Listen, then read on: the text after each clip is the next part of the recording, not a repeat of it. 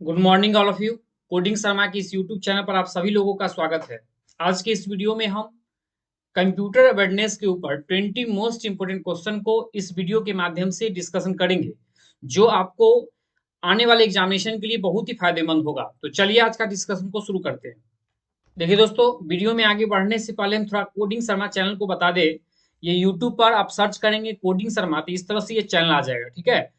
इस पर जब क्लिक करेंगे तो आप चैनल पर इन कर जाएंगे, इस तरह से ये चैनल है, ठीक है। और इस चैनल पर अभी 241 सब्सक्राइबर हो चुका है। अगर अभी तक आप सब्सक्राइब नहीं किए जरूर सब्सक्राइब कर ले और साथ में बेल आइकन भी प्रेस कर ले, क्योंकि ये चैनल आपके लिए बहुत ही फायदेमंद होगा अगर आप कंप्यूटर और कोडिंग से रिलेटेड पढ़ाई करना चाहते हैं बहुत ही अच्छे ढंग से। यहाँ पर इस तरह होता है पढ़ाई, और इसमें देखिए इतना सारा वीडियो अपलोडेड है, आप यहाँ पर वीडियो जरूर चेकआउट करें, ठीक है। और इस तरह से प्लेलिस्ट भी बना हुआ है हर का। प्लेलिस्ट पर जब क्लिक करेंगे इतना सारा प्लेलिस्ट देखने को मिलेगा, जिसमें कोडिंग से रिलेटेड वीडियो और कंप्यूटर अवेयरनेस और मैथमेटिकल न्यूमेरिकल टेक्निक ये सब वीडियो अपलोडेड है। यहाँ पर कंप्यूटर अवेयरनेस पर जब क्लिक करेंगे तो इस तरह से ये प्लेलिस्ट ओपन होके आएगा, ठीक है। इसमें अभी 18 वीडियो अपलोडेड है जो थ्योरी और एमसीक्यू दोनों फॉर्म में है, ठीक है। दोनों फॉर्म में यहाँ पर डिस्कशन किया जाता है। पिछले वीडियो में मैंने सेट 10 डाला था, इसका वीडियो अपलोड किया था। तो आज का जो डिस्कशन है सेट नंबर 11 है, ठीक है। तो आप जरूर वीडियो को देखें, फायदेमंद होगा। तो चलिए आज का डिस्कशन को हम आगे बढ़ाते हैं।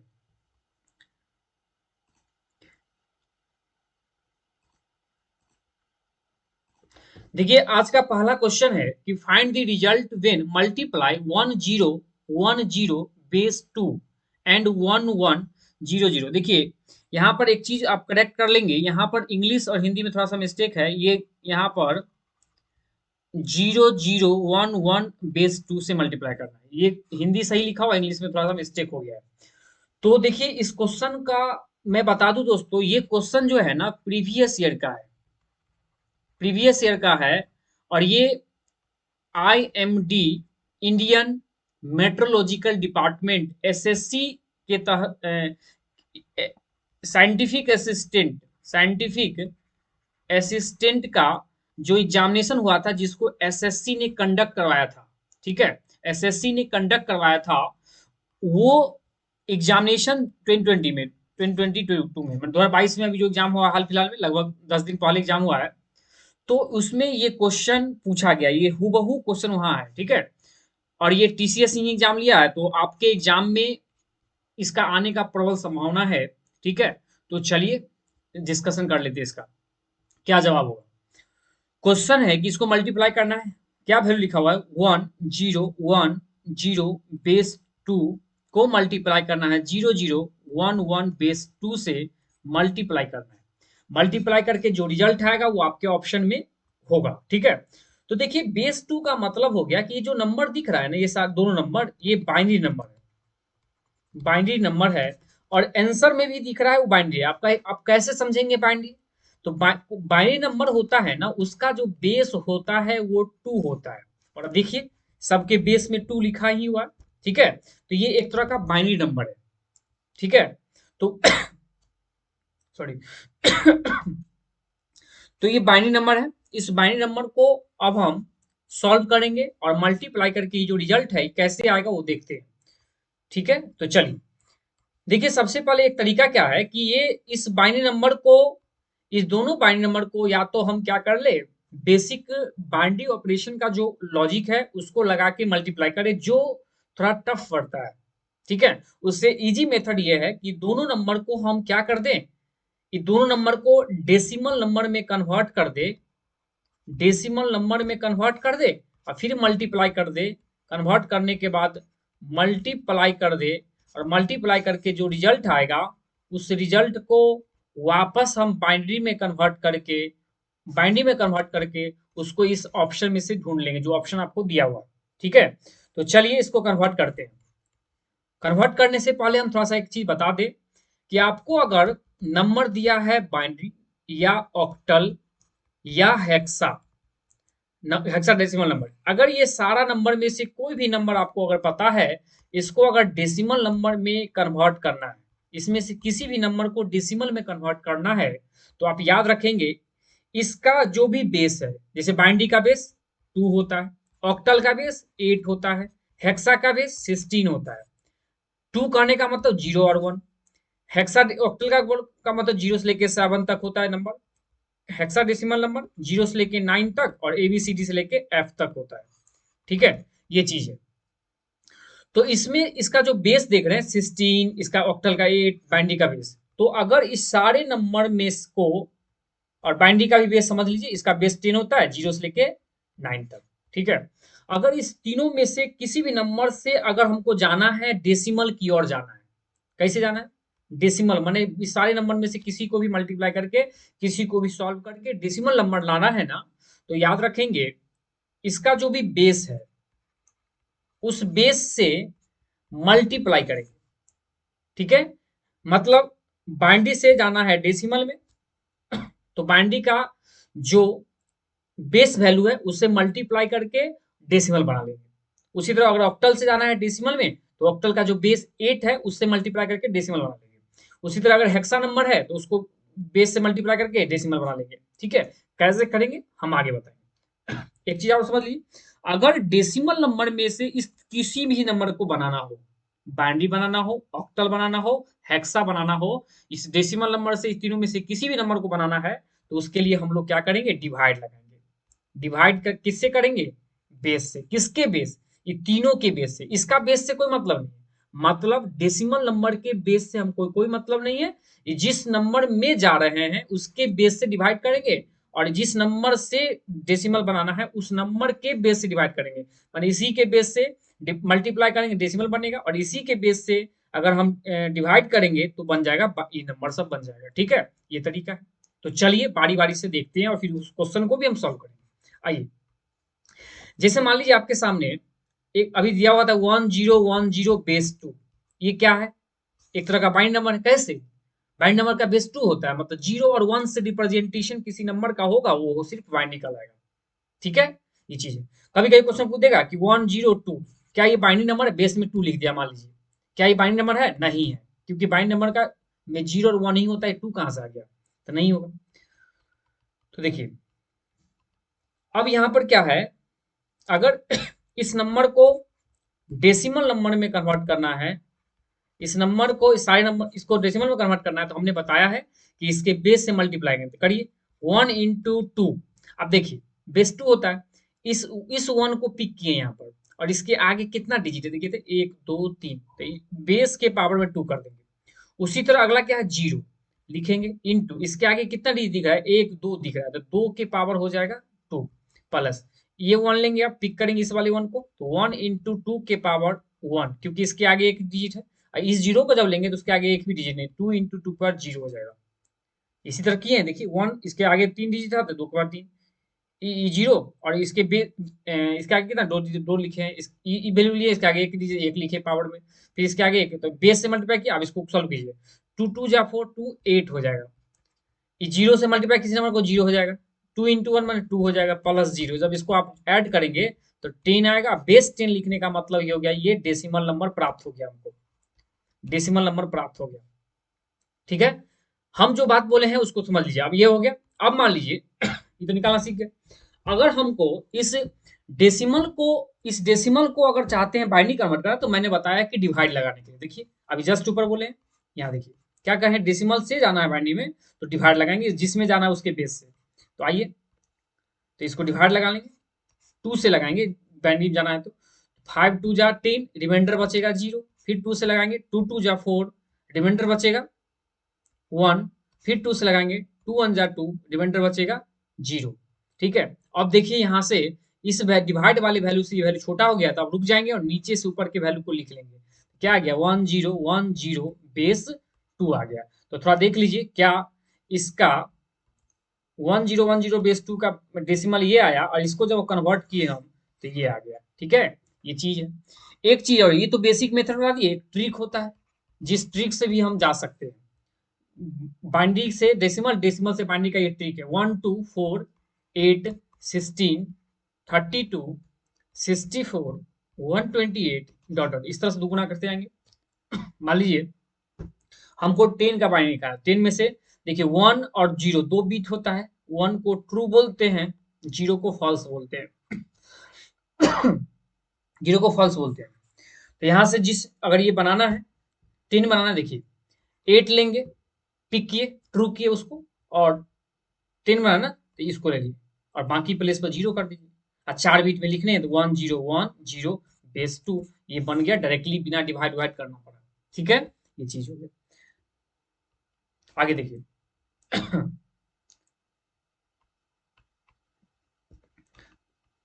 अगर मान लीजिए एक, अगर थोड़ा सा ऊपर चलिए क्वेश्चन के पास, अब यहाँ पर देखिए 0 0 1 1 का अगर हम बाइनरी चेक करना चाहते हैं इस ट्रिक से, 0 0 1 1, आइए तो 0 0 1 1, तो देखिए 1 के नीचे कितना है 2, यहाँ का जिसको जो है जहां पर 1 होगा उसी के नंबर को लेंगे, तो 2 1 कितना हो गया 3, तो 3 का बाइनरी है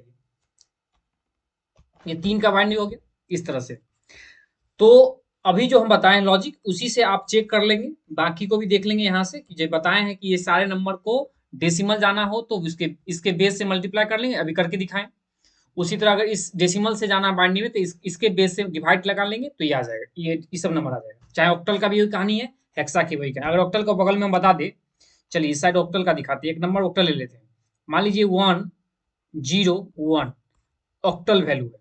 अब इस ऑक्टल वैल्यू को हम चाहते हैं डेसिमल जाना, तो ऑक्टल से डेसिमल जाने के लिए मल्टीप्लाई करेंगे बेस से, देखिए 1 इपिक किए इंटू इस 101 है, इसको 101 नहीं पढ़ेंगे, 101 पढ़ेंगे क्योंकि ऑक्टल है।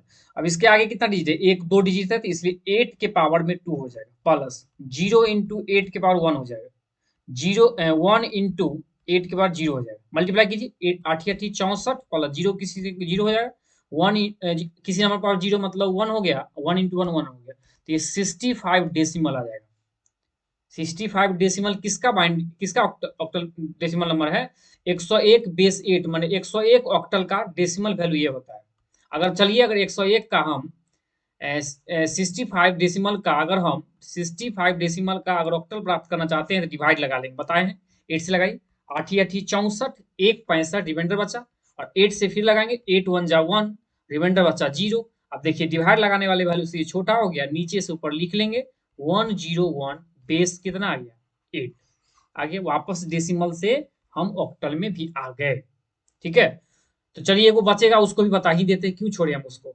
अगर हेक्सा मान लीजिए कि A1A दिया हुआ है, ये है कैसा नंबर 16 लिखा होगा, मैंने हेक्सा डेसिमल नंबर है, इसको चाहते हैं डेसिमल में कन्वर्ट करना, इसको चाहते हैं डेसिमल में कन्वर्ट करना, तो आइए कैसे करें, मल्टीप्लाई करें, तो 1 इंटू इसके आगे कितना डिजिट 1 है, तो 16 के पावर 1 प्लस A इंटू 16 के पावर 0, 1 इंटू 16 मतलब कितना हो गया 16 हो गया, देखिए 16 हो जाएगा, प्लस ए का वैल्यू कितना होता है, मैंने बताया हेक्सा का कोड बेस होता है 16, कहां से कहां तक, 0 से लेकर 9 तक, ए बी सी डी से लेके सी डी ई और एफ, मतलब 9 के बाद 10 आएगा, 11 12 13 14 15, मतलब ए के लिए 10 लिखेंगे, बी के लिए 11 12 13 14, इस तरह से ए लिखा हुआ था इसके लिए 10 लिखेंगे, 10 गुना 16 के बाद 0 माने 1, इसको जब जोड़ कर लेंगे सॉल्व 26 आ जाएगा, जो एक डेसिमल नंबर है किसका 1A का।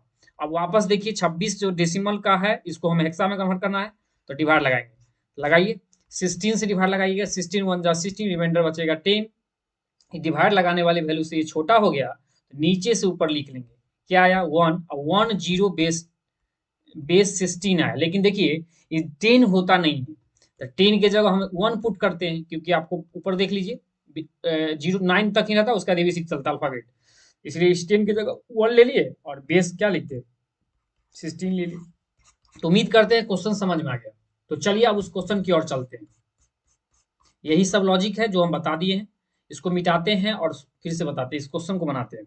देखिए क्वेश्चन ये है, तो ये तो मिस्टेक है, आइए तो 1010 बेस 2 है, इसका ये किसका डेसिमल नंबर है, इसको डेसिमल में कन्वर्ट कर लेते हैं, तो इसका डेसिमल हो जाएगा 10, मैंने निकाल के दिखाया, वापस देखिए 1 2 4 8 16 डॉट डॉट दुगुना करके चलना है, क्या लिखना है 1010, तो 8 1 2 10, 10 का हो गया, 10 हो गया। उसी तरह इसका 0011 बेस 2, इसको देखिए 0011, तो 2 1 3 हो गया, इसका डेसिमल नंबर 10 है, दोनों को जब मल्टीप्लाई करेंगे तो 10 या 30 हो जाएगा, बेस 10 हो जाएगा, अब बेस 10 हो गया, 30 हो गया, अब 30 का 30 तो ऑप्शन है नहीं, ये बाइनरी वापस, तो 30 का बाइनरी वापस निकाल लेंगे, डिवाइड करके आप ठीक से निकाल लीजिए, डिवाइड कर लीजिए, चलिए डिवाइड करते हैं, 2 से लगाइए, 15 टू जा 30, रिमाइंडर 0, 2 से लगाइएगा तो 7 टू जा 14, रिमाइंडर बचेगा 1, 2 से लगाइए 2 3 जा 6, रिमाइंडर बचेगा 1, 2 से लगाइए 2 1 जा 2, रिमाइंडर बचेगा 1। अब इससे ये छोटा वैल्यू होगा, नीचे से ऊपर लिख लीजिए, तो 1 1 1 1, 4 1 बेस 0 है, देखिए 1 1 1 1 बेस 4 1 अब एक 0, यही हो गया इस का रिजल्ट हो गया।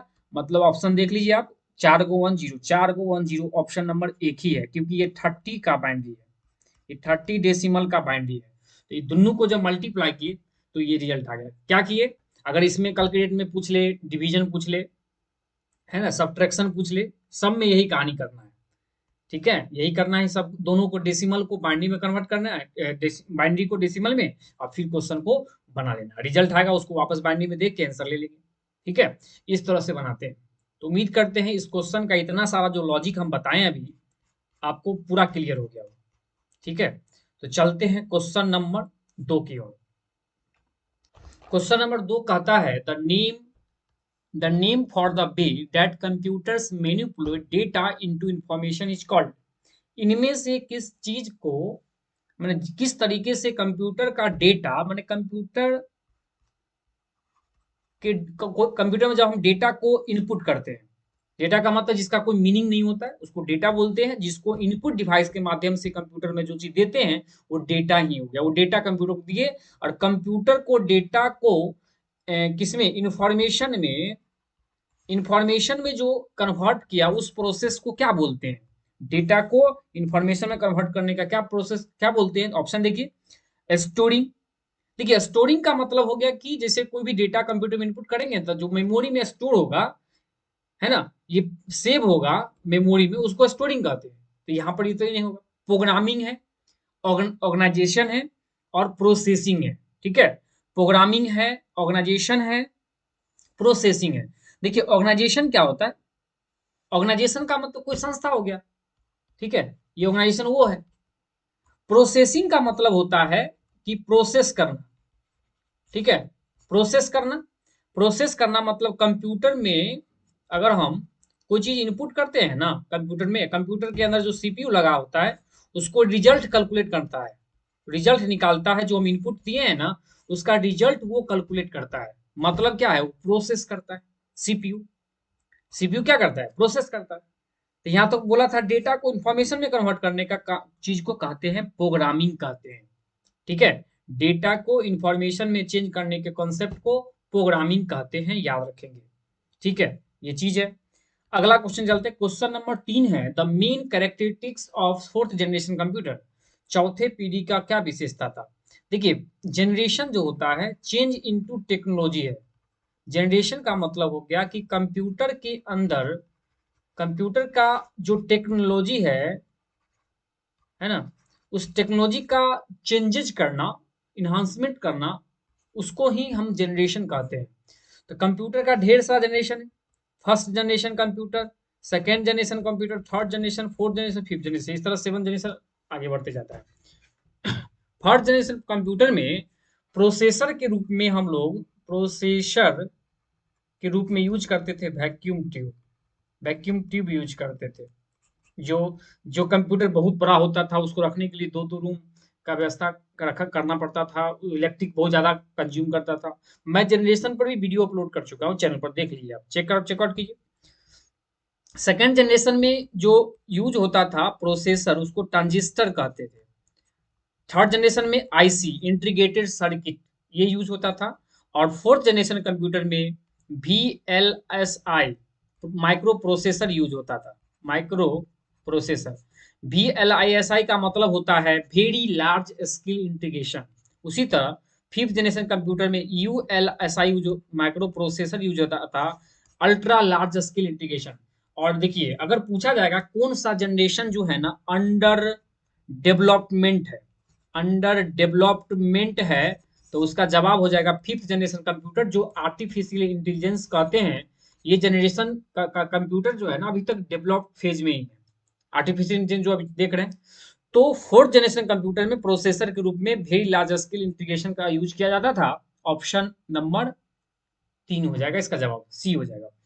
क्वेश्चन देखिए, ट्रांजिशन बता दिए second generation, vacuum tube first generation, integrated circuit, अगर सीधे सर्किट ना इंटीग्रेटेड सर्किट का बात करें तो थर्ड जनरेशन कंप्यूटर है, और फिफ्थ जनरेशन का यूएलएसआई है। इस तरह से जनरेशन चेंज टेक्नोलॉजी बदलता है, जो सॉफ्टवेयर हार्डवेयर का जो चेंजेज होना, बदलाव होना, बड़े कंप्यूटर को कन्वर्ट करके छोटा छोटा कंप्यूटर कर लेना, जो आज हम अपने हथेली पर भी कंप्यूटर एज अ फोन को लेके हम काम कर लेते हैं, तो ये कहीं ना कहीं जनरेशन का ही इफेक्ट है। ठीक है, तो चलिए इस क्वेश्चन का जवाब समझ में आ गया हो तो आगे बढ़ेंगे। क्वेश्चन नंबर 4, चौथा क्वेश्चन है, देखिए, which of the following consist of only input device, इसमें से कौन केवल जो है ना इनपुट डिवाइस का सीरीज है।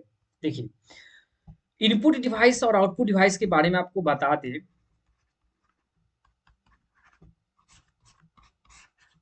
जिस डिवाइस के माध्यम से कंप्यूटर में इनपुट करते हैं, उस कंप्यूटर में इनपुट करते हैं उस डिवाइस को हम इनपुट डिवाइस कहते हैं। ढेर सारा इनपुट डिवाइस होता है, जैसे कीबोर्ड, ठीक है, mouse, joystick, mic, webcam, barcode reader, ठीक है, स्कैनर, ये सब जो है ना इनपुट डिवाइस है। इसके माध्यम से कंप्यूटर में इनपुट करते हैं, या पेन टैब जो हम लिख रहे हैं आपके सामने, जो अभी दिख रहा है आपको, वो भी पेन टैब ही इनपुट डिवाइस है। आउटपुट डिवाइस में अगर बात करें, जो हमको रिजल्ट मिलता है आउटपुट डिवाइस है। आउटपुट डिवाइस में आ जाता है प्रिंटर, ठीक है, स्पीकर, उसके बाद मॉनिटर, ठीक है, उसके बाद प्लोटर, ये सब जो है आउटपुट डिवाइस है, जिससे हमको रिजल्ट मिलता है कंप्यूटर से। ठीक है, इनपुट आउटपुट का सीरीज है, आप देख लीजिए। इनमें से इनपुट पूछा था सिंपल, तो क्या है, स्कैनर इनपुट डिवाइस है। प्रिंटर और मॉनिटर दोनों आउटपुट डिवाइस है, तो ये जवाब नहीं होगा, आपको सिर्फ इनपुट का बोला था। अगला है माउस, इनपुट है, प्रिंटर और फिर माउस, तो माउस, प्रिंटर और मॉनिटर तो आउटपुट हो गया, तो ये भी नहीं होगा जवाब। क्वेश्चन नंबर ऑप्शन 3 देखिए, कीबोर्ड इनपुट डिवाइस है, प्रिंटर इनपुट आउटपुट डिवाइस है, मॉनिटर भी आउटपुट डिवाइस, क्यों नहीं होगा। ऑप्शन देख लीजिए, वेब कैम, आपको यहाँ देखिए अभी लिखे हैं वेब कैम, यहाँ ये इनपुट डिवाइस है। माइक्रोफोन मतलब माइक लिखे हैं, ये देखिए ये भी इनपुट डिवाइस है। कीबोर्ड भी इनपुट डिवाइस है, तो यही इस क्वेश्चन का जवाब हो जाएगा। इसमें से यही इनपुट डिवाइस का कंप्लीट सीरीज है, बाकी सब इनपुट आउटपुट का फिटा हुआ है, मिक्स है।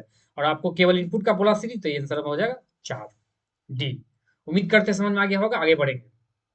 अगला क्वेश्चन है, और named area on a disk, और name area in on a disk that is used to store related subfolders and files is called. देखिए, आज का जो क्वेश्चन है ना, ये क्वेश्चन प्रीवियस ईयर का है, एसएससी के द्वारा जो पूछा गया हो, जिस किसी भी एग्जामिनेशन में पूछा है ना, उसी से रिलेटेड आज का वीडियो मैं लेके आया हूँ, डिस्कशन क्वेश्चन किए हूँ। ठीक है, देखिए, इसमें से कहता है कि कौन सा नेम एरिया है डिस्क का जो स्टोर करता है रिलेटेड सब फोल्डर फाइल से। देखिए, सबसे पहले डिस्क का बात करें तो डिस्क होता है हार्ड डिस्क, जिसमें डिस्क के अंदर डिस्क के का अपना अपना ड्राइव होता है। अब देखे हुए कंप्यूटर के C drive, D drive, E drive, F drive, H drive, इस तरह से ड्राइव होता है। लोकल ड्राइव जो होता है, ये ड्राइव होता है, ड्राइव का पार्टीशन होता है। और हार्ड ड्राइव के अंदर जो है ना, इस ड्राइव के अंदर जो होता है वो फोल्डर होता है। ठीक है, और इस फोल्डर के अंदर दो चीज होता है, या तो फोल्डर के अंदर फाइल होगा, या फोल्डर के अंदर एक फोल्डर और होगा, जिसको हम बोलते हैं सब फोल्डर बोलते हैं। फोल्डर के अंदर फोल्डर बना सकते हैं, या जैसे मान लीजिए यहाँ पर ये एक फोल्डर है, ये फोल्डर है, इसके अंदर जो है ना एक और फोल्डर बना दिए, और या चाहे छोटा छोटा फाइल बना दिए। या तो फाइल का मतलब हो गया डेटा, जिसके अंदर डेटा होगा, और फोल्डर के अंदर जिस डेटा को एक अलग यूनिकली करने के लिए, ग्रुपिंग करने के लिए हम लोग फोल्डर बना लेते हैं, जिसके अंदर रखते हैं। तो फोल्डर के अंदर या तो फोल्डर होगा, या तो नहीं तो फाइल होगा। यहाँ पर यही बोला है कि फोल्डर के अंदर सब फोल्डर या फाइल बोला है, या देखिए स्टोर करेगा सब फोल्डर या फाइल को, तो उसको हम कहते हैं फोल्डर ही कहते हैं। तो ऑप्शन नंबर बी हो जाएगा इस क्वेश्चन का जवाब। डेस्कटॉप क्या होता है, जब कंप्यूटर का जब ऑन करते हैं, जो फर्स्ट स्क्रीन आता है, फर्स्ट स्क्रीन कंप्यूटर का, विंडोज का जो फर्स्ट स्क्रीन है, विंडोज का जो फर्स्ट स्क्रीन जो ऑन करते हैं वही कहलाता है डेस्कटॉप कहलाता है। जब कंप्यूटर को ऑन करते हैं, ऑन करने का प्रोसेस को बूटिंग कहते हैं। ये भी क्वेश्चन आ जाएगा, पूछेगा जाएगा। और जब ऑन करने का जो स्क्रीन, फर्स्ट स्क्रीन जो हमको दिखता है जहां पर आइकन से बना होता है, वो कहलाता है डेस्कटॉप। फाइल समझा दिए। फाइल का मतलब होता है डेटा, ठीक है। और विंडो का मतलब होता है विंडो, एक्सप्लोरर होता है, विंडो ऑपरेटिंग सिस्टम है। विंडोज ऑपरेटिंग सिस्टम है, ये क्या है, एक तरह का ऑपरेटिंग सिस्टम, माइक्रोसॉफ्ट कंपनी का बनाया हुआ ऑपरेटिंग सिस्टम है, ठीक है। ये चीज है। उम्मीद करते हैं इस क्वेश्चन का जवाब समझ में आ गया होगा और सारे ऑप्शन को भी हम एक्सप्लेन कर दिए। क्वेश्चन, चलिए अगला क्वेश्चन। क्वेश्चन नंबर 6 कहता है कि what is a full form of DOS. देखिए, डॉस का फुल फॉर्म होता है डिस्क ऑपरेटिंग सिस्टम। ये डॉस जो है ना, एक ऐसा एप्लीकेशन है, एक ऐसा ऑपरेटिंग सिस्टम है, एप्लीकेशन ऑपरेटिंग सिस्टम बोलेंगे इसको, एप्लीकेशन के तहत ऑपरेटिंग सिस्टम है जो माइक्रोसॉफ्ट माइक्रोसॉफ्ट ऑपरेटिंग सिस्टम के साथ इंक्लूड होता है, जिसके माध्यम से, डॉस के माध्यम से ही हम लोग फुल्ली कंट्रोलिंग फुल्ली कंट्रोलिंग कर पाते हैं सिस्टम को। अगर सिस्टम का कंप्लीट कंट्रोलिंग करना है एक ही सॉफ्ट एप्लीकेशन से, एक ही ऑपरेटिंग सिस्टम से उसके अंदर के, तो वो fully disk operating system DOS ही है। डॉस को खोलने का शॉर्टकट कमांड है Windows key plus R press करेंगे, और विंडोज की जो आपको कीबोर्ड पर दिखता है इस तरह से लोगो होगा, विंडो का लोगो बना होता है। इसके साथ अगर आर प्रेस करेंगे तो आपको एक डायलॉग बॉक्स खुलेगा, उसमें लिखना है, टाइप करना है CMD। ओके करिएगा तो एक स्क्रीन खुल के आएगा, उसी को कहते हैं डॉस कमांड। कमांड प्रॉम्प्ट बोलते हैं या डॉस कमांड बोलेंगे। वो एक तरह का ऑपरेटिंग सिस्टम है जो operating system single user interface देता है, सिंगल यूजर इंटरफेस देता है, एट ए टाइम एक ही काम करेगा, ठीक है। सिंगल यूजर का कंसेप्ट है। तो यहां पर देखिए, डॉस का फुल फॉर्म पूछा था तो फुल फॉर्म हो जाएगा disc operating system. Option number एक ही है इसका जवाब, ठीक है। उम्मीद करते हैं इस क्वेश्चन का समझ में आ गया जवाब। अगला चलेंगे, क्वेश्चन नंबर 7। देखिए, कहता है if you regularly send letter to people. अगर हम कोई आदमी को एक लेटर भेजते हैं, ठीक है, जैसे मान लीजिए यहाँ पर एक आदमी है और ये चाहता है कि कहीं भी इंटरनेट के द्वारा, इंटरनेट है यहाँ पर, नेटवर्क ही है क्योंकि कंप्यूटर पर है तो कंप्यूटर का बात चलेगा यहाँ पर। तो ये चाहता है कि एक लेटर इस व्यक्ति को भेजे, तो what type of the program you would use to create the letter. इसमें से किस प्रोग्राम का यूज करके, किस चीज का यूज करके यहाँ पर हमको इस, ये सेंडर है और नेटवर्क में ये रिसीवर है, ठीक है।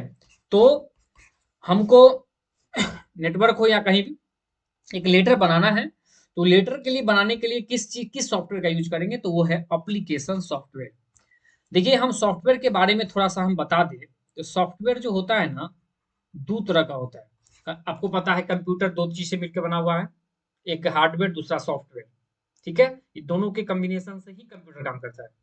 तो सॉफ्टवेयर ढेर सारा दो तरह का होता है। एक होता है सिस्टम सॉफ्टवेयर, सिस्टम सॉफ्टवेयर। दूसरा होता है application software, application software. System software का मतलब होता है वैसा सॉफ्टवेयर जो किसी सिस्टम के लिए रिक्वायरमेंट हो। एक सिस्टम को ऑन करने के लिए जो रिक्वायरमेंट होता है, जो सॉफ्टवेयर, उसको सिस्टम सॉफ्टवेयर कहते हैं। और सिस्टम सॉफ्टवेयर के अंदर दो सॉफ्टवेयर आता है। एक सॉफ्टवेयर होता है यूटिलिटी सॉफ्टवेयर, दूसरा होता है ओएस, ऑपरेटिंग सिस्टम। ये दोनों को हम सिस्टम सॉफ्टवेयर कहते हैं, और ऑपरेटिंग सिस्टम को हम लोग सोल ऑफ कंप्यूटर कहते हैं। और यूटिलिटी सॉफ्टवेयर का मतलब हो गया उस ऑपरेटिंग सिस्टम के अंदर उस चीज को प्रिवेंट करता है, अनऑथराइज एक्सेसिंग को रोक करने के लिए, या किसी भी फाइल मैनेजमेंट, है ना, इस सब का काम, प्रोसेस करने का काम यूटिलिटी सॉफ्टवेयर कहते हैं, उसके बारे में बताएंगे। और एप्लीकेशन सॉफ्टवेयर का मतलब हो गया वैसा सॉफ्टवेयर जो यूजर अपने यूज के मुताबिक, अगर लेटर लिखना है, अगर लेटर टाइप का, जैसे लेटर करना है, एमएस वर्ड को यूज कर लेंगे। अगर अकाउंटिंग रिलेटेड काम करना है, फॉर्मूला से रिलेटेड काम करना है, तो एमएस एक्सेल का काम कर लेंगे, यूज कर लेंगे एप्लीकेशन। अगर हम अगर हम पावर पॉइंट का काम करना है तो एमएस पावर पॉइंट यूज कर लेंगे, है ना। उसी तरह अगर हमको ड्राइंग करना है तो एमएस पेंट यूज कर लेंगे। इस अगर टेक्स्ट एडिटिंग करना है तो वहां पर नोटपैड को यूज कर लेंगे। तो ये सब सॉफ्टवेयर जो दिख रहा है आपको, ये सब अपने यूज के अकॉर्डिंग हम लोग इंस्टॉल कर लेते हैं, और जब जरूरत पड़ता है इंस्टॉल करते हैं, हटा भी सकते हैं। तो ये हो गया एप्लीकेशन सॉफ्टवेयर। तो यहाँ पर यही चीज है, इसका जवाब हो जाएगा एप्लीकेशन सॉफ्टवेयर। जैसे लेटर को टाइप करने का मेनली यूज किया जाता है MS वर्ड, जो एक एप्लीकेशन सिस्टम है। ठीक है। एक ऑप्शन में है यूटिलिटी सॉफ्टवेयर। अब यूटिलिटी सॉफ्टवेयर क्या होता है उसके बारे में थोड़ा देखिए, हम कुछ नोट्स लेके आए हैं। Utility software is software design to help analyse, configure, optimise, maintain और कंप्यूटर में ऑपरेटिंग सिस्टम को तो इंस्टॉल करते हैं, लेकिन कंप्यूटर के अंदर जितने भी रिसोर्सेज है, उस रिसोर्सेज का मतलब हो गया जितना भी उसके अंदर फाइल्स, फोल्डर, जो प्री इंस्टॉल होता है उस ऑपरेटिंग सिस्टम के अंदर, वो सबको आपस में कॉन्फ़िगर करके उसको मेंटेन करता है, उसको प्रोसेस करवाने का काम करता है, वो करवाता है यूटिलिटी सॉफ्टवेयर, उस सिस्टम सॉफ्टवेयर के अंदर का पार्ट है। ठीक है। और यहाँ पर देखिए, इसमें जैसे एग्जांपल है यूटिलिटी सॉफ्टवेयर का एंटीवायरस। एंटीवायरस हो गया जिसमें हम पिछले दिन बताए थे, जो प्रिवेंट करता है, रोकता है। अगर मान लीजिए ऑपरेटिंग सिस्टम इंस्टॉल कर लिया, अब उसमें कुछ एंटीवायरस हो रहा है, कोई वायरस लग जा रहा है या अनथराइज एक्सेसिंग हो रहा है, तो उसके लिए एंटीवायरस भी यूटिलिटी सॉफ्टवेयर का पार्ट है। क्लिपबोर्ड मैनेजर्स, माने कट को भी पेस्ट करते हैं, उसका मेंटेनेंस करता है क्लिपबोर्ड मैनेजर करता है, जो एक यूटिलिटी सॉफ्टवेयर है। कंप्यूटर एक्सेस कंट्रोल, कंप्यूटर के अंदर कोई फाइल पर क्लिक किए, क्या खुलना है, इसका भी एक्सेसिंग करने का, कौन सा फाइल एक्सप्लोरर खुलना है, ये भी यूटिलिटी सॉफ्टवेयर का पार्ट है। डिबगर है, अगर कोई बग है, कोई प्रॉब्लम है, उसको भी हैंडल करने का काम करता है डिबगर, जो एक एक जो है यूटिलिटी सॉफ्टवेयर है। उससे नेटवर्क यूटिलिटीज भी ऑपरेटिंग सिस्टम का यूटिलिटी सॉफ्टवेयर है। पैकेज मैनेजर, सिस्टम कंट्रोलर और सिस्टम प्रोफाइल, ये सब यूटिलिटी सॉफ्टवेयर का पार्ट है। उम्मीद करते हैं समझ में आ रहा होगा। आगे चलिए, अगला क्वेश्चन देखिए। क्वेश्चन नंबर 8 बोलता है क्या है, which of the following is not computer language. इनमें से कौन सा कंप्यूटर का लैंग्वेज नहीं है। ठीक है, वो चीज बोला है। देखिए, सबसे पहले अगर लैंग्वेज का बारे में बात करें, लैंग्वेज क्या होता है। देखिए, अगर लैंग्वेज का मतलब कम्युनिकेशन करने के लिए, अगर दो चीज के बीच में कम्युनिकेशन करना है तो उसके लिए लैंग्वेज जरूरी होता है। ठीक है, ये चीज है। अगर मान लीजिए अभी हम पढ़ा रहे हैं, आपको बता रहे हैं, आपको कॉन्सेप्ट समझा रहे हैं, तो हम कहीं ना कहीं हिंदी में बोल रहे हैं और आप हिंदी समझ पा रहे हैं, तो इसलिए आप हमारे और आपके बीच में कम्युनिकेशन हो पा रहा है। हम जो बोला जा रहा है मेरी तरफ से जो बात, वो आप समझ रहे हैं, तो इसके लिए लैंग्वेज होना जरूरत पड़ता है। ठीक है।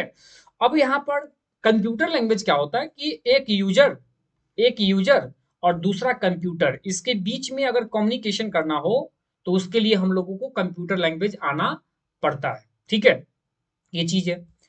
तो इस कंप्यूटर लैंग्वेज का मतलब होता है कि अगर कोई भी एप्लीकेशन, कोई भी सॉफ्टवेयर जो यहाँ पर हम देते हैं, जो बनाते हैं, उसको किसी न किसी लैंग्वेज के द्वारा ही बनाया जाता है। और उस सॉफ्टवेयर बनाने का मतलब हो गया, उसमें ढेर सारा इंस्ट्रक्शन को जाके लोड कर रख दिए। जो भी यूजर उस पर काम करता है, वो सॉफ्टवेयर उसको काम करके देता है, तो कहीं ना कहीं वो एक तरह का क्या है, लैंग्वेज का ही। तो लैंग्वेज जो है दो तरह का होता है मेनली। एक होता है लो लेवल लैंग्वेज और एक दूसरा होता है हाई लेवल लैंग्वेज। और एक में एक लैंग्वेज मिडिल लेवल भी होता है, जो जिसमें सी प्रोग्रामिंग को रखा गया है। ये मिडिल लेवल है, बट ये हाई लेवल को ही मानते हैं इसको, क्योंकि हाई लेवल लैंग्वेज और इसको ये कहते हैं जो इंग्लिश के सिंटेक्स को फॉलो करता हो, यूजर अंडरस्टैंडिंग का जो लैंग्वेज होगा, वो सब हाई लेवल कहलाता है। और सी भी वही फॉलो करता है, बट सी में कुछ कंसेप्ट नहीं होने का, कुछ फीचर्स इसमें कमी है, जिसके कारण सी को मिडिल लेवल के श्रेणी में रखा गया है। ठीक है। और लो लेवल का मतलब जो मशीन समझता हो, जिसको 0 1 के कोड में हम लोग करते हैं, वो हो गया लो लेवल लैंग्वेज। ठीक है, ये चीज है। अब यहाँ पर देखिए, हाई लेवल में कौन कौन सा लैंग्वेज आएगा, C++, जावा, PHP, JSP, रिएक्ट, JS, या कोई भी इस तरह का जो भी हम चीज आगे करते जा रहे हैं, HTML, ये सब जो है ना, ये हाई लेवल लैंग्वेज के अंदर आता है। और लो लेवल में आ जाएगा आपको machine level language, assembly language, ये सब लो लेवल का पार्ट है। ठीक है। तो यहाँ पर पूछा है कि कंप्यूटर लैंग्वेज नहीं है, तो देखिए कंप्यूटर C++ है, जावा भी कंप्यूटर लैंग्वेज, बट लाइनेक्स जो है ना, ये लैंग्वेज नहीं है, ये एक तरह का ऑपरेटिंग सिस्टम है। लाइनेक्स ऑपरेटिंग सिस्टम, जो सोल ऑफ कंप्यूटर कहते हैं। अभी हम कंप्यूटर के अंदर जो हम वीडियो रिकॉर्ड कर रहे हैं, तो कहीं ना कहीं मेरे सिस्टम में ऑपरेटिंग सिस्टम, आपके पास फोन है, जिसमें आप वीडियो देख रहे हैं ना, तो कहीं ना कहीं आप जब फोन खरीदे थे उसमें एंड्रॉयड क्या कहते हैं ऑपरेटिंग सिस्टम उसमें प्री इंस्टॉल था, या आप आईओएस एप्पल का फोन रखे हुए होंगे तो उसमें भी आईओएस ऑपरेटिंग सिस्टम इंस्टॉल है, जिसको सोल ऑफ कंप्यूटर कहते हैं। बिना उस ऑपरेटिंग सिस्टम के कोई अदर एप्लीकेशन सॉफ्टवेयर रन नहीं होगा, चाहे आप व्हाट्सअप इंस्टॉल कीजिए नहीं होगा विदाउट उसके, क्योंकि ऑन ही नहीं होगा तो फिर अगला काम क्या होगा, ये चीज है। तो उसी तरह का लाइनेक्स, यूनिक्स, एंड्रॉइड, आईओएस, उसके बाद आपको विंडोज, ये सब क्या है, ये है ऑपरेटिंग सिस्टम, लैंग्वेज नहीं है। तो ऑप्शन नंबर यहाँ पर नॉट पूछा है, इसलिए इसका जवाब हो जाएगा ओनली सी। ये केवल लैंग्वेज नहीं है, बाकी सी प्लस प्लस, जावा, यहाँ पर इतना सारा लिखे हैं, ये सब लैंग्वेज है। आगे चलिए, क्वेश्चन नंबर 9 क्या कहता है, protocol use for sending messages and email is, इनमें से ईमेल भेजने के लिए किस प्रोटोकॉल का यूज करते हैं। देखिए प्रोटोकॉल्स को क्या कहते, प्रोटोकॉल होता क्या है, set of rules and regulation, set of rules and regulation को हम लोग क्या कहते हैं, प्रोटोकॉल कहते हैं। अगर हमको इंटरनेट में कोई डेटा को सेंड करना है, सेंडर से रिसीवर तक भेजना है नेटवर्क के माध्यम से, जैसे हम लोग भी मैसेजिंग करते हैं, हम किसी को चैटिंग करते हैं तो मैसेज भेजते हैं, वो जिसके पास भेजते हैं वहां चला जाता है। तो इस मैसेज, किसी भी डेटा को, किसी भी चीज को सेंडर से रिसीवर तक भेजाना, पहुंचाना, और फिर वहां से जो रिटर्न रिस्पॉन्स आएगा उसको फिर वापस इसके पास पहुंचा देना, इसके लिए प्रोटोकॉल काम करता है। प्रोटोकॉल रूल और रेगुलेशन देता है, जिस रूल से वो जब फॉलो होना है। जैसे इसको समझाने के लिए समझिए, ट्रेन चलता है ना, तो ट्रेन का भी तो अपना रूल्स एंड रेगुलेशन है कि अगर ग्रीन सिग्नल है तो तेज में गाड़ी चले, अगर येलो सिग्नल है तो धीरे धीरे गाड़ी चलाए, अगर रेड सिग्नल है तो ट्रेन को रोक दे। तो ये नियम है। और उसके बाद किस रूट से इस ट्रेन को, अगर इस जंक्शन से, इस स्टेशन से दूसरे स्टेशन तक गाड़ी ले जाना है तो कैसे कैसे सिग्नल को फॉलो करना है, किस किस पटरी पर होके वो ट्रेन आगे बढ़ेगा। तो ये रूल, नियम कानून जो उसका है, जिसके माध्यम से वो सही सुरक्षित सुरक्षित ट्रेन जो है यहाँ इस स्टेशन से उस स्टेशन तक पहुंच पाता है, इतना ट्रेन होने के बावजूद भी, ठीक है, फिर भी वो क्रॉस नहीं कर पाता, एक दूसरे एक्सीडेंट नहीं हो पाता, वो सही से पहुंचा देना, यही नेटवर्क के माध्यम से होता है। कि नेटवर्क में भी, कंप्यूटर नेटवर्क में भी यही होता है कि अगर हम कोई भी लोग मैसेजिंग करता है तो सेंडर से रिसीवर तक पहुंचाना, ये प्रोटोकॉल करता है। तो यहाँ पर देखिए प्रोटोकॉल ढेर सब जितना लिखा हो सब प्रोटोकॉल है। एचटीटीपी का फुल फॉर्म होता है हाइपर टेक्स्ट ट्रांसफर प्रोटोकॉल। ये प्रोटोकॉल क्या है, नॉर्मल कोई भी टेक्स्ट इस सबको क्लाइंट से सर्वर के बीच में, सेंडर से रिसीवर, रिसीवर सेंडर करना हो तो वहां पर एचटीटीपी काम करता है। और एचटीटीपी बहुत ही मोस्ट इंपोर्टेंट प्रोटोकॉल है, हम लोग कोई भी चीज नेट पर सर्च करते हैं वो हमेशा एचटीटीपी काम करता है। एफटीपी का फुल फॉर्म होता है file transfer protocol, file transfer protocol. उसी तरह एसएमटीपी का फुल फॉर्म होता है simple mail transfer protocol, transfer protocol. और पॉप का फुल फॉर्म होता है post office protocol, post office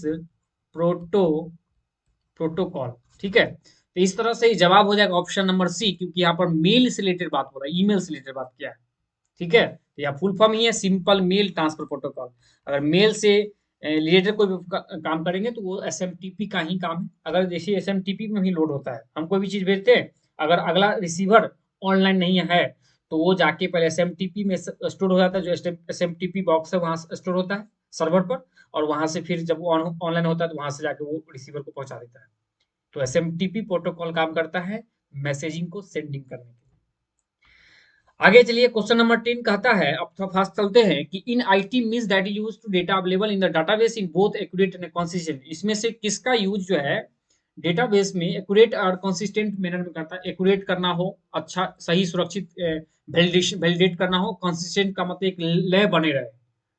अगर एक डेटा रिट्राइव करना चाहते हैं तो एक ही डेटा निकले, ऐसा नहीं कि ये डेटा निकाले उसके कारण बाकी डेटा गड़बड़ हो जाए, ऐसा नहीं। एक लय में डेटा निकले और जिस डुप्लीकेशन ना हो और किसी तरह का प्रॉब्लम ना हो डेटा को निकालने और डेटा को उसमें रखने के लिए। और एक्यूरेट करने के लिए अगर डेटा जो चाह रहे हैं वही डेटा हमको मिले तो उसको कहते हैं डेटा इंटीग्रिटी कहते हैं। इसी डेटा इंटीग्रिटी में ही बहुत सारा की आता है, जिसमें आप प्राइमरी की पढ़ेंगे, फॉरेन की होता है, फॉरेन की होता है, अल्टरनेट की होता है, ठीक है। उसके बाद कैंडिडेट की होता है, ये सब डाटा इंटीग्रिटी का ही पार्ट है डाटाबेस का। ठीक है, इसका जवाब हो जाएगा डाटा इंटीग्रिटी। चलिए अगला क्वेश्चन है, question number 11, system running more than one process concurrently are called. अगर एक ही समय में एक से ज्यादा प्रोसेस को परफॉर्म करना क्या कहलाता है, तो वो कहलाता है मल्टी प्रोग्रामिंग कहलाता है। जैसे देखिए, अगर यहाँ पर ये सीपीयू है और सीपीयू चाहता है कि यहाँ पर ढेर सारा एप्लीकेशन को, जैसे एप्लीकेशन ये है, मान लीजिए कि यहाँ पर हम एक अपने ऑपरेटिंग सिस्टम में या फोन में भी एंड्रॉइड एप्लीकेशन में क्या करते हैं, बैकग्राउंड में ब्राउजर ओपन करके डाउनलोडिंग में लगा देते हैं, इधर से क्या करते हैं, ऑडियो गाना सुनते रहते हैं, और इधर से जो है हम चैटिंग करते रहते हैं, ये, और इधर से जो है ब्लूटूथ कनेक्ट करके किसी को डेटा शेयर कर रहे होते हैं। चार चार प्रोसेस को एक ही साथ परफॉर्म करना मल्टीटास्किंग कहलाता है, और उस प्रोसेस को परफॉर्म करने का जो वे होता है उसको मल्टी प्रोग्रामिंग कहते हैं। ठीक है, ये चीज है। यहाँ पर कैसे होता है, तो थोड़े थोड़े समय के लिए हर एक टास्क को समय दिया जाता है, और ये काम इतना ना फास्ट होता है जिससे लगता है सब काम हमको साथ में हो रहा है।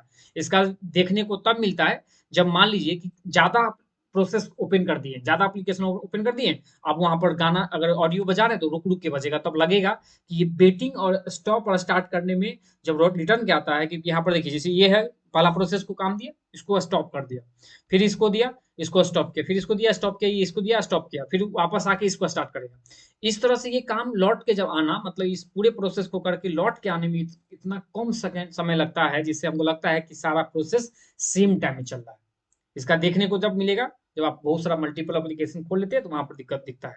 ये प्रोसेसिंग हो गया, मल्टी प्रोग्रामिंग हो गया। मल्टी प्रोसेसिंग का मतलब सिंपल है कि बहुत सारा काम करना, सिंपल, लेकिन एक बे नहीं होना, इसके बाद ये, इसके बाद ये, इसके बाद ये नहीं। अगर ये तरह का नहीं है तो वो मल्टी प्रोसेसिंग हो गया। ठीक है, यहाँ पर वो नहीं हो रियल टाइम। और बैच प्रोसेसिंग का मतलब एक बैच के अंदर प्रोसेस करना, बैच प्रोसेसिंग कहलाता है। देखिए क्वेश्चन नंबर 12 है कि which is not an external storage device. इसमें से कौन सा एक्सटर्नल स्टोरेज डिवाइस नहीं है।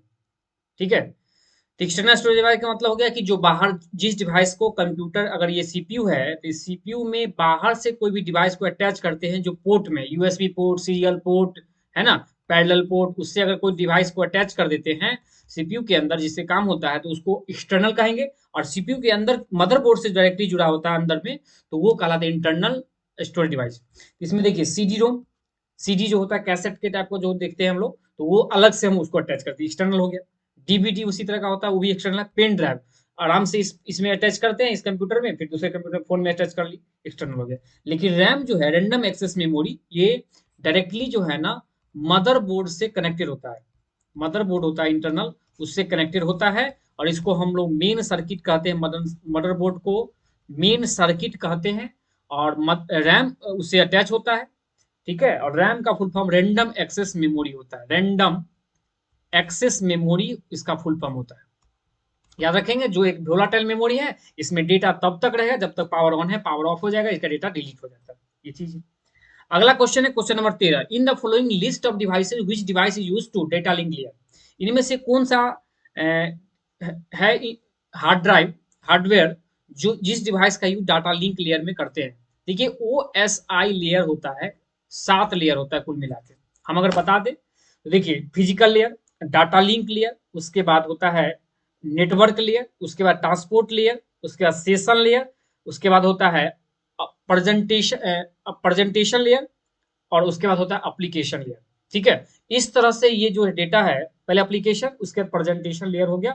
इस तरह से ये सारा लेयर है, 7 लेयर है, और सातों लेयर का ऑर्डर बताया है। तो इस सातों लेयर में जो 2 नंबर पर आता है डाटा लिंक लेयर, उसमें किस चीज का यूज किया जाता है, तो उसको ब्रिज का यूज किया जाता है। डाटा लिंक लेयर में जो डेटा हम लोग भेजते हैं सेंडर से रिसीवर तक, तो वहां पर पैकेटिंग का काम होता है इस डेटा लिंक लेयर में।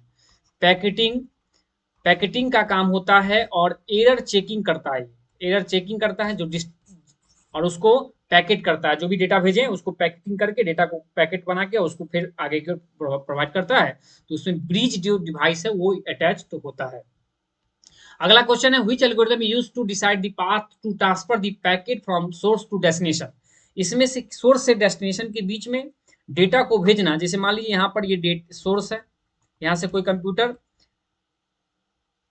एक मिनट, जैसे मान लीजिए यहाँ पर एक कंप्यूटर है, और ये क्या है, सेंडर है, और इस कंप्यूटर यहाँ पर है, ये रिसीवर है, रिसीवर इंड है। तो डेटा इस सोर्स से डेटा डेस्टिनेशन तक, या डेस्टिनेशन से डेटा फिर यहाँ पर लेके आना, इसको इसको क्या बोलते हैं, तो इसको बोलते हैं राउटिंग, पाथिंग, सेलेक्टिंग, डायरेक्टिंग। इसको बोलते हैं राउटिंग बोलते हैं इस एल्गोरिदम को, इस मेथड को, कि डेटा अगर इस सेंडर से रिसीवर तक जाना है, सोर्स से डेस्टिनेशन तक पहुंचना है, तो किस किस रास्ते से फॉलो होगा। जैसे मान लीजिए हम ढेर सारा मल्टीपल रास्ता है, ट्रेन को सिंपल एग्जांपल देखिए, अगर ट्रेन इस स्टेशन से उस दूसरे स्टेशन तक जाना है तो किस रास्ते से जाएगा, शॉर्टेस्ट रूट होगा जिससे वो डेटा ट्रेन वहां जल्दी पहुंच जाए। ये तो होता है इसी प्रोसेस को कंप्यूटर के अंदर, कि कोई सेंटर सोर्स डेटा को डेस्टिनेशन तक पहुंचाने का जो वे होता है, कितना फास्ट, कितना जल्दी पहुंच जाए, उसको हम राउटिंग कहते हैं।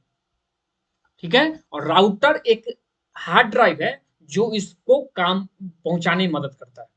ठीक है, ये चीज है। आगे बढ़िए, अगला क्वेश्चन है कि और dash is arrangement between communicating parties on how communication is process. इनमें से किसको बोलते हैं कि एक संचार पक्षों के बीच एक समझौता है जो संचार कैसे आगे बढ़ना है उसको क्या करता है।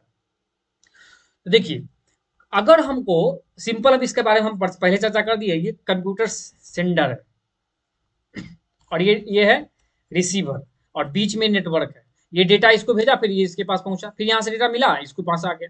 तो मतलब इसके बीच में डेटा का ट्रांसमिशन करना हो तो हमको क्या जरूरत पड़ता है, तो वो होता है प्रोटोकॉल, जो सेट ऑफ रूल्स रेगुलेशन होता है। इसी प्रोटोकॉल के माध्यम से ही डेटा सेंडर से रिसीवर, रिसीवर से सेंडर तक पहुंच पाता है। Protocol set of rules regulation देता है डेटा को सेंडर से रिसीवर भेजने में, जो हम इसके चर्चा कर दिए। आगे बढ़ेंगे, अगला क्वेश्चन है कि इनमें से कौन सा अलग है, बताइए। देखिए, इसको बता चुके हैं, विंडोज 98, उसका लाइनेक्स है, एंड्रॉइड है, C++ है। तो देखिए, विंडोज ऑपरेटिंग सिस्टम है, विंडोज 98 ऑपरेटिंग सिस्टम है, ये ओएस का पार्ट है। Operating system Windows 98, Windows 2000, Windows XP, Windows 7, Windows 8, Windows 8.1, Windows 10, ये सब क्या है, विंडोज 11, ये सब ऑपरेटिंग सिस्टम है। लाइनेक्स भी क्या है, ऑपरेटिंग सिस्टम है। एंड्रॉइड भी क्या है, ऑपरेटिंग सिस्टम। बट C++ जो है प्रोग्रामिंग लैंग्वेज है, तो ये अलग हो जाएगा। ठीक है, चलिए अगला क्वेश्चन है, question number 17। In network, a small message used to pass between one station to another station is called। मतलब अगर इस स्टेशन से, मतलब इस कंप्यूटर से इस कंप्यूटर के बीच में डेटा को नेटवर्क के माध्यम से भेजना, छोटा छोटा मैसेज जो भेजते हैं उसको क्या बोलते हैं, तो उसको टोकन बोलते हैं। मतलब डेटा लिंक लेयर में ही पैकेटिंग किया जाता है, छोटे छोटे टोकन में कन्वर्ट किया जाता है, उस पर एक लेबल चिपका दिया जाता है। जैसे इसका बेस्ट एग्जांपल है, हम लोग पोस्ट ऑफिस में जाके अगर कोई भी चीज पोस्ट करते हैं, स्पीड पोस्ट करते हैं, कोई लेटर को भेजना है किसी के पास, तो वो स्पीड पोस्ट वाले क्या करता है, उसमें एक लेबल चिपकाता है, उस पैकेट के ऊपर एक बारकोड लगा दिया, उस बारकोड को रीड करके उसका डिटेल दे दिया, उस ऐड कर दिया कंप्यूटर के अंदर, जिससे वो पैकेट कहाँ है, कहाँ पहुंचा, किस तरह जगह पहुंचा, तो वो सही से उसको हम मेजर कर पाते हैं, और किसके पास जाना है वो भी चीज डिटेल में हो जाता है। तो वही चीज को कहलाता है टोकन, एक लेवल देते हैं किसी डेटा को इंटरनेट में भेजने के लिए। ठीक है, याद रखेंगे। रिंग क्या है, टोपोलॉजी होता है, टोपोलॉजी बता दी, अरेंजमेंट ऑफ कंप्यूटर। बाइट जो है 8 बीट का समूह को बाइट कहते हैं, और वर्ड तो हो गया, एक वर्ड हो गया सिंपल। यूडीपी का फुल फॉर्म होता है यूजर डेटा ग्राम प्रोटोकॉल। यूडीपी भी एक तरह का प्रोटोकॉल है जिसका फुल फॉर्म होता है यूजर डेटाग्राम प्रोटोकॉल। इसका फुल फॉर्म होता है यूजर डेटाग्राम प्रोटोकॉल, जो एक कनेक्शन लेस प्रोटोकॉल है। अब देखिए, कनेक्शन लेस क्या करे, थोड़ा सा यहाँ समझा दें। जैसे मान लीजिए, अगर एक रास्ता है कोई डेटा को जाने के लिए, यहाँ पर चौराहा मिला, इस तरह से इधर भी जाने का रास्ता, इधर भी है, यहाँ भी है। मान लीजिए इस डेटा को यहाँ भेजना है, यहाँ पर जाना है, तो एक रास्ता ऐसे था यहाँ पहुंचने वाला, एक रास्ता ये था, एक रास्ता यहाँ से जाने वाला था। ठीक है, एक रास्ता यहाँ से इस तरह से जाने वाला था, एक रास्ता यहाँ से जाने वाला था। ठीक है, यहाँ से कोई चीज चला और इसको भेजना यहाँ, तो यूडीपी प्रोटोकॉल अगर के माध्यम से अगर डेटा को भेज रहे हैं ना, तो वो कनेक्शन लेस है, उसमें रूट डिसाइड नहीं होता है कि जाना कैसे है। अगर मान लीजिए यहाँ से चला और देखा कि यहाँ पर नेटवर्क ट्रैफिक जाम है, अगर यहाँ ट्रैफिक लगा हुआ मिला, इस रास्ते पर माने सीधा जाना है और यहाँ पर ट्रैफिक मिला, तो क्या करेगा, यूडीपी घूम जाएगा इधर, और घूमने के बाद इस रास्ते को पकड़ के और चलते जाएगा और यहाँ पर पहुंच जाएगा। अगर यहाँ भी बीच में कहीं भी जाम है, फिर उसको छोड़ के, मतलब एकदम शॉर्टेस्ट रूट को निकालेगा, और जहां पर भी ट्रैफिक मिला उस ट्रैफिक से तुरंत मुड़ के गाड़ी कहीं और बढ़ा के और डेस्टिनेशन तक पहुंचा दिया। यूडीपी यही है। यूडीपी के अल्टरनेटर होता है टीसीपी। टीसीपी आईपी मतलब टीसीपी, इसका full form transmission control protocol. ये कनेक्शन ओरिएंटेड है। अगर सेंडर कहा कि तू रिसीवर तक जाओ तो इसको पहले ही डिसाइड कर लेता है कि जाना कौन रास्ता से। अगर सीधा सीधा जाना है, ये रास्ता में कितना भी ट्रैफिक होगा वो वेट करेगा। ठीक है, नेटवर्क में यही होता है। अगर कोई मैसेजिंग कोई भी चीज भेजते हैं रिसीवर तक, तो वहां पर अगर यू टीसीपी के माध्यम से भेजे हैं तो वो कनेक्शन ओरिएंटेड है। अगर वो जिस पाथ से जा रहा है उसी पाथ पर जाएगा, चाहे जितना भी टाइम लगे, जितना भी ट्रैफिक है, जब तक ट्रैफिक खुलेगा तब तक वेट करते रहेगा। हम लोग भी कहीं भी जाते हैं, देखते हैं ट्रैफिक है, तुरंत गली में घुमा दिए, और फिर गली से मिले, फिर उस गली में घुमा दिया, घुमाते घुमाते जल्दी पहुंच गए। इसमें थोड़ा सा ये दिक्कत होता है कि गली गली घूमने से थोड़ा ज्यादा टाइम मैंने क्या कहते हैं डिस्टेंस कवर कर लेते, लेकिन हम थोड़ा पहुंच जाते जल्दी, कभी कभी जल्दी पहुंच जाते, ये चीज है। तो कनेक्शन लेस और ये टीसीपी कनेक्शन ओरिएंटेड है। देखिए टीसीपी बहुत ही फेथफुल है, इसलिए क्योंकि इसको पता है हमको कि यहाँ से इसी रास्ते पर जाएगा। अगर बीच में कहीं भी इसको ढूंढना है इसके डेटा को कि कहाँ पर पहुंचा है, तो आसानी से इसको पता लगाया जा सकता है। लेकिन अगर यूडीपी क्या है, इसका कोई रूट है फिक्स नहीं है, जहां पर भी ट्रैक मिला वहां से मुड़ जाएगा। ठीक है, ये UDP connection oriented connection less protocol है 2 नंबर। ठीक है, और टीसीपी कनेक्शन ओरिएंटेड है, और यूडीपी कनेक्शन लेस प्रोटोकॉल है, और एचटीटीपी भी उसी तरह का कनेक्शन लेस प्रोटोकॉल है। ठीक है, स्टेटलेस प्रोटोकॉल उसको बोलते हैं, कनेक्शन लेस नहीं बोलेंगे। यहाँ पर यूडीपी कनेक्शन लेस प्रोटोकॉल है। उम्मीद करते हैं क्वेश्चन नंबर 18 आपको अच्छे से क्लियर हो गया। आगे चलेंगे, क्वेश्चन नंबर 19 देखिए, आज का सेकंड लास्ट क्वेश्चन है, which of the following is not operating system. इनमें से कौन सा ऑपरेटिंग सिस्टम नहीं है? तो सिंपल ही बता चुके हैं, एंड्रॉइड ऑपरेटिंग सिस्टम है, आईओएस ऑपरेटिंग सिस्टम है, Windows operating system, but opera जो है ये ऑपरेटिंग सिस्टम नहीं है। तो इसी ओपेरा एक ब्राउजर है। ओपेरा क्या है? ये वेब ब्राउजर है। वेब ब्राउजर है मतलब ये ऑपरेटिंग सिस्टम नहीं है। वेब ब्राउजर का मतलब एक सॉफ्टवेयर एप्लीकेशन होता है जिसके माध्यम से इंटरनेट से कोई इंफॉर्मेशन को पता ले पाते हैं, गैदर करते हैं, वो ब्राउजर के माध्यम से ही करते हैं। ब्राउजर वेब ओपेरा के अलावा और भी होता है, इंटरनेट एक्सप्लोरर, मोजिला फायरफॉक्स है ना, उसके बाद सफारी है ना, ये सब क्या है? ये वेब ब्राउजर है। तो चलिए आज का लास्ट क्वेश्चन देखते हैं, क्वेश्चन नंबर 20 कहता है WORM is a data storage technology that prevent the driver from erasing the data. What is the full form of worm? मतलब वर्म का एक तरह का स्टोरेज डेटा का टेक्नोलॉजी है जिसको रोकता है किसी ड्राइवर को डेटा को डिलीट होने में, किसी ड्राइवर में माने जो स्टोरेज डिवाइस हार्ड डिस्क है चाहे कुछ भी उसमें से डिलीट होने से रोकता है। तो वर्म का फुल फॉर्म क्या होता है? WORM। देखिए डब्ल्यू का मतलब होता है राइट, ओ का मतलब होता है वंस, आर का मतलब रीड, एम का मतलब होता है मेनी। मतलब किसी भी चीज को लिखेंगे तो एक ही बार, क्रिएट करेंगे एक ही बार, राइट वंस माने लिखेंगे एक ही बार, राइट करना है एक ही बार, लेकिन उसको जब जब मन करेगा तब तब उसको हम रीड कर सकते हैं। यही तो है WORM का फर्क। हम लोग हार्ड डिस्क में एगो फाइल स्टोर कर दिए एक ही बार, उसको जब जब मन है तब तक उसको खोल खोल के हम ओपन कर लेंगे। यही चीज कहलाता है write once read many. Option number 4 इस क्वेश्चन का जवाब है।